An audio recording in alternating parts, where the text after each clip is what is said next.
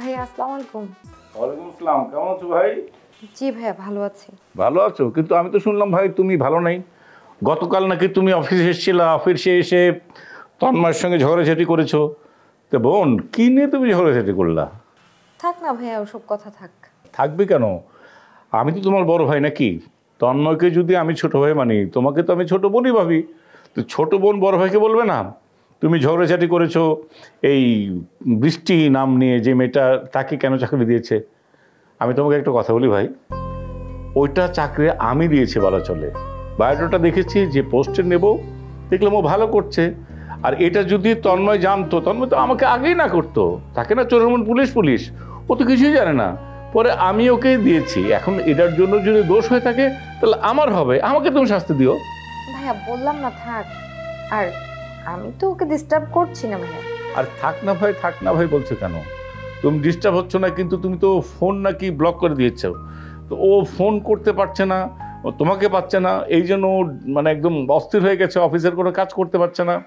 ভাই আমি একটা কথা বলেছি না, যদি কোনো দোষ করে থাকে, এর তো ও করেনি, আমি করেছি।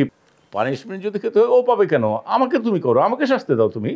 ভাইয়া তোমাকে একটা কথা বলি, আমি চাই কি তুমি আজকেই বাসা চলে আসো।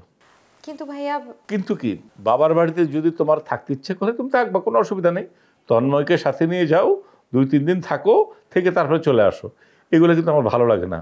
ওখানেও তোমার সম্মান যাবে, এখানে একটা কেমন খারাপ লাগে, খারাপ লাগে না? আমি কি বলেছি বুঝতে পেরেছো?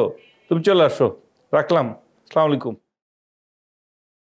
ঠিক আছে? একদম ঠিক আছে ভাইয়া। খুব অস্থির হয়ে বললে একদম ঠিক আছে ভাইয়া। না আসলে টেনশন লাগছে না, মানে ওকে তো আমি ফোনে পাচ্ছি না, কি করবো?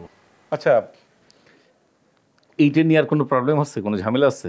ঝামেলা তো একটাই ভাইয়া, বৃষ্টিকে কি মানে অফিস থেকে বের করে দেওয়া যায়? কেন বের করে দিব কেন? ওই যে রুমা। আরে বাবা, রুমা তোকে ভালোবাসার জন্য তো এসব সন্দেহ করছে। একটা কথা সবসময় মনে রাখবি, যেসব স্ত্রীরা মানে হাজবেন্ডকে সন্দেহ করে, কেন করে? কারণ তাকে হারাতে চায় না, তাকে পছন্দ করে। হ্যাঁ, আসলে হয়েছে কি জানিস, যে তোরা এইসব করিস না, এই জন্য কিন্তু আমার ভালো লাগে না। আমি বিয়ে করতে চাই না।